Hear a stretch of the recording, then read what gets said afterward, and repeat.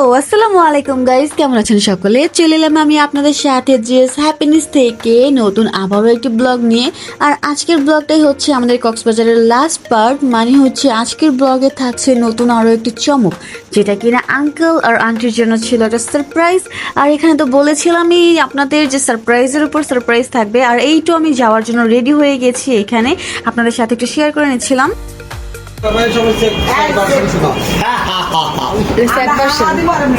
খুব খারাপ লাগতেছে আমার মনের কি জানি সমাধি ভেঙে না কি জানি হৃদয় কি জানি ফার্স্ট আমি যাচ্ছি বাবা, আমি যাচ্ছি। না এটা আমি হইতে পারি।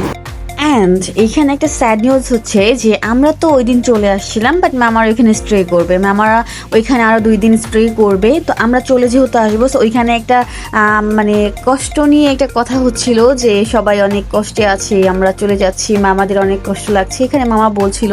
তা আমরাও একটু ফানিভাবে নিচ্ছিলাম, একটু মজা করে নিচ্ছিলাম। আর যেহেতু চলে আসবো, আমরাও ভেবেছিলাম যে মামাদের সাথেই আসবো, বাট সেটার হয়নি। তারও রিজন আছে, আর রিজনটা দেখার জন্য আপনারা অবশ্যই আমাদের সাথে থাকুন। আমার ব্লগের শেষ পর্যন্ত থাকলেই বুঝতে পারবেন। কাজ হচ্ছে যে আসার যার তার তো আসতেই হবে, এটাই হচ্ছে মূল ঘটনা। তো এখানে আমরা রেডি হয়ে গেলাম, এই তো আমি রেডি আসার জন্য একদম। Bye bye, tata Cox's Bazar. তো যাই হোক, টাটা বাই বাই জানিয়ে এখানে আমরা রওনা হয়ে যাই। আর এখানে তো প্রচণ্ড বৃষ্টি হচ্ছিল, আর আমার ছেলে এখানে বৃষ্টিটা ফিল করছিল হাত দিয়ে। মূলত হচ্ছে ওর নানার একটা সাইড আর কি বৃষ্টিতে ভিজছিল, যেহেতু আমরা অটোতে বসা ছিলাম।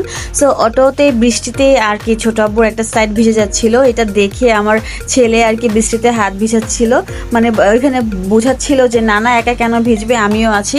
তো ছোট আব্বু বলছিল যে খুব বৃষ্টি হচ্ছে, এখানে পুরো ভিজে যাচ্ছি।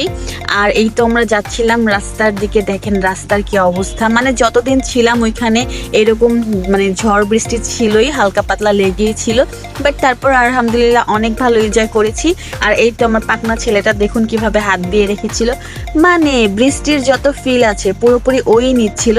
আর এইখানে আমার ভাইটাকে যেহেতু ঘুম থেকে টেনে টেনে আনা হয়েছিল, ওর মুড একদম অফ ছিল। আর যারা এখানে এসেছে তারা তো বুঝেই গেছে এটা দেখে যে আমি কোথায় যাচ্ছিলাম, বাট আঙ্কেল আর আন্টির জন্য ছিল একটা সারপ্রাইজ। আমার ভাই যেহেতু ঘুম থেকে মাত্র উঠেছিল, ওর মুড মাইন্ড ছিল একদম বোরিং, বাট যখন ও এটা দেখে তখন ওর বাবার সাথে ও পর্যন্ত এক্সাইটেড হয়ে যায় যেটা আমরা কোথায় চলে আসছি। ইয়েস গাইজ, আমরা চলে আসি এয়ারপোর্ট। কাজ আসার পথে আমার হাজব্যান্ডকে ওর শালাবাবু বলেছিল যে ভাইয়া আমরা কি এয়ারে করে কক্সবাজার যাচ্ছি। তখন ওর শালাবাবু আর কি কথাটা শুনে ওর দুলাভাইয়ের মনটা খারাপ হয়ে যায়, যার জন্য কিনা আসার সময় ও এয়ারের প্ল্যানিং করে, বাট এটা কাউকেই বলে না। সো আমরা এখানে স্টে করতে চাইলেও আর পারছিলাম না, বিকজ অনলাইন টিকিট আগে থেকেই বুক করা হয়ে গিয়েছিল। আর এইখানে যেহেতু আঙ্কেল আর আন্টি জানে না, ওনাদের জন্য একটা সারপ্রাইজ ছিল এটা ছোটোখাটো। আমু হ্যালো বলো, হাই হ্যালো বলো, হ্যালো। যাই হোক, এখানে আমরা এয়ারপোর্টে এন্ট্রি করছিলাম আর আমাদের লাগেজগুলো চলে যায়। আর এখানে আমরাও চেকিংয়ের জন্য চলে যাচ্ছিলাম, মানে হচ্ছে আন্টিও অনেক বেশি এক্সাইটেড ছিল, আঙ্কেলও অনেক বেশি এক্সাইটেড ছিল, আর তার থেকে তো বেশি এক্সাইটেড ছিল আমাদের হান্ডা বাচ্চাগুলো। মানে ওরা কি রেখে কি করবে সেটা বুঝে মানে ভেবে কাজ করতে পারছিল না, এক একজন এত বেশি এক্সাইটেড ছিল। আর আমার পাকনা ছেলে তো পাকনাই, কজ ও যেহেতু আরও এখানে এসেছে, এখানে ডানে বামে একদম অলিগলিতে সব চেনা, তো ও মানে ওর মতো করে দৌড়াদৌড়ি করছিল, আর ওর বাবা একটু পরপর গিয়ে খুঁজে খুঁজে বের করছিল। সো এটা নিয়ে আমি একটু হেজালের ভেতরে ছিলাম যে আমার ছেলেটা এখানে ওখানে দৌড়াদৌড়ি করছিল, মূলত ওর বাবা রাগ হয়ে গিয়েছিল। তো যাই হোক, এখানে আমরা প্লেনের জন্য ওয়েট করছিলাম, মানে হচ্ছে আমাদের ফ্লাইট কখন সেটার জন্য ওয়েট করছিলাম। আর ওয়েট করতে করতে এখানে আরও 2টা প্লেনের ল্যান্ডিং হয়ে যায়। সো এখানে দেখতে থাকুন আপনারা, প্রচুর বৃষ্টি হচ্ছে, এর ভেতরেও মানে ইয়ার চলছে। আমি তো একটু নার্ভাস ছিলাম ভাই, বিকজ হচ্ছে যে ওয়েদারের ওপরেও তো ডিপেন্ড করে ইয়ারটা। সো ওইটাই ভেবে যে না জানি কি হয় এরকম একটা ওয়েদার। আর দেখুন এখানে দেখতে দেখতে কি সুন্দরভাবে প্লেনগুলো ল্যান্ডিং হচ্ছিল, মানে আমি ভাবছিলাম যদি এত পরিমাণের বৃষ্টি হয় তাহলে আমরা প্লেনে বসে মেঘ দেখবো কিভাবে, কজ ওয়েদারটা তো একদম বাজে হয়ে থাকবে। আর আমি তো একটু ভিতর ডিম, সো আমি একটু ভয় পাচ্ছিলাম। ভিডিও আমরা কোথায় এসেছি ঘুরতে।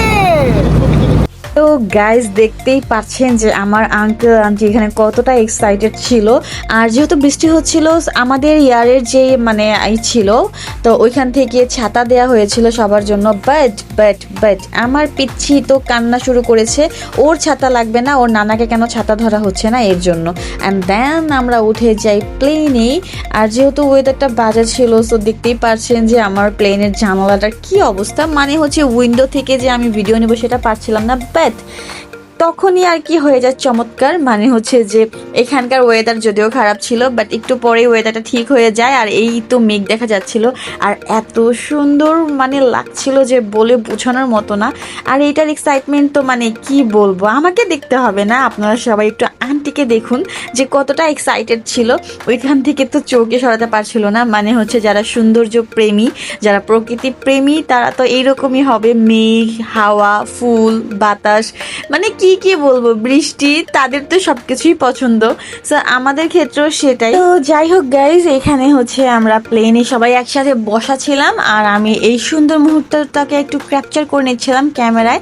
কাজ হচ্ছে যে এই দিনগুলো পাওয়া যায় না, যে দিনগুলো চলে যায় সেই দিনগুলো খুবই সুন্দর থাকে, আর পরবর্তীতে কি হয় সেটা কেউই বলতে পারে না। সো যখন সবাই একসাথে সবাই একটু এনজয় করার ট্রাই করি, একটু ক্যামেরা বন্দি করার ট্রাই করি, মানে এই দিনগুলো যেন হারিয়ে না যায় বা স্মৃতি হয়ে যেন স্মৃতির পাতায় থেকে যায়, কখনো ইচ্ছে করলে যেন দেখতে পারি, এর জন্য একটু ক্যামেরা বন্দি করে রাখি।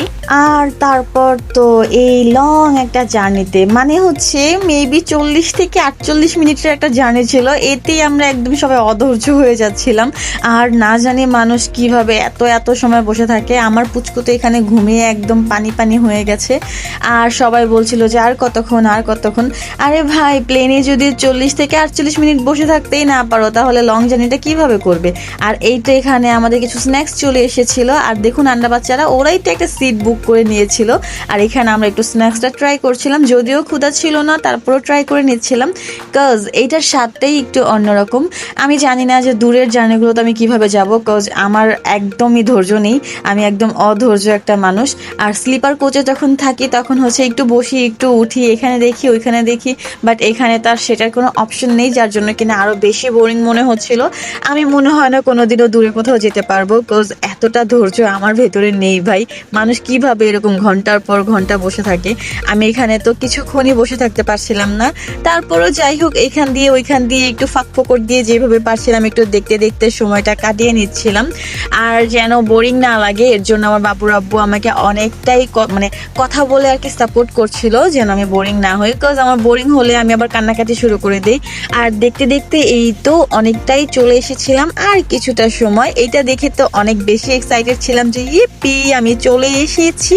অ্যান্ড দেন আমরা নামি, মানে আমাদের ল্যান্ডিংটা যেহেতু একটু দূরে হয়, দেন আমরা বাসে উঠি। তো বাসে এইখান থেকে আমরা এয়ারপোর্ট পর্যন্ত যাব চেক ইনের জন্য।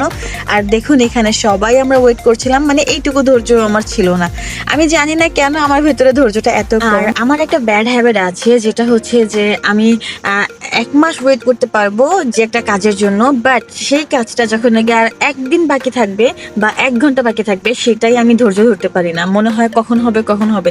বাট এই কাজটার জন্য আমি 1 মাস অপেক্ষা করে আসছি, সেটা আমি টোটালি ভুলে যাই। তো যাই হোক, এখানে আমি এয়ারপোর্টে ঢুকে যাই, আর এয়ারপোর্টে যাওয়ার পরে এই তো আমার বাচ্চাদের অবস্থা দেখুন, এখানে লাগেজ নিয়ে হচ্ছে আমার হাজবেন্ড দৌড়াদৌড়ি করছিল, আর আমার বাচ্চারা তো এখানে ছোটাছুটি করে বেড়াচ্ছিল।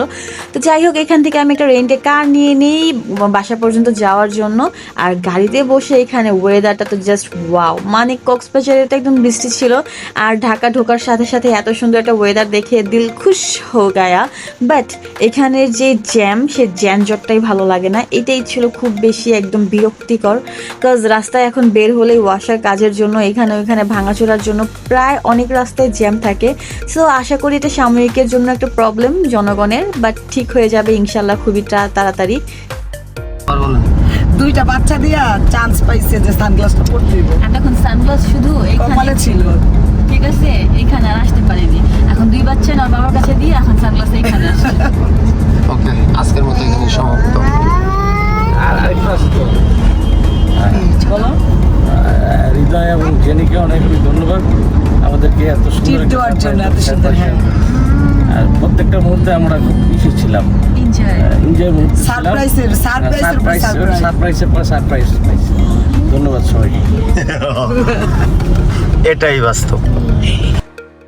তো যাজ্ঞা সামনের দিকে আজ্ঞা, এখানে তো আপনারা শুনেই নিলেন আমার আঙ্কেল আর আন্টির ওপেনিং। তো এটাই ছিল তাদের ভাষ্য। আমরা ট্রাই করেছি তাদেরকে আনন্দ দেওয়ার, অবশ্যই সেটা পেরেছি। আর আমার ব্লগটা আজকে এই পর্যন্তই থাকছে। সবাই ভালো থাকবেন, পাশে থাকবেন, সাপোর্ট করবেন। আল্লাহ হাফিজ।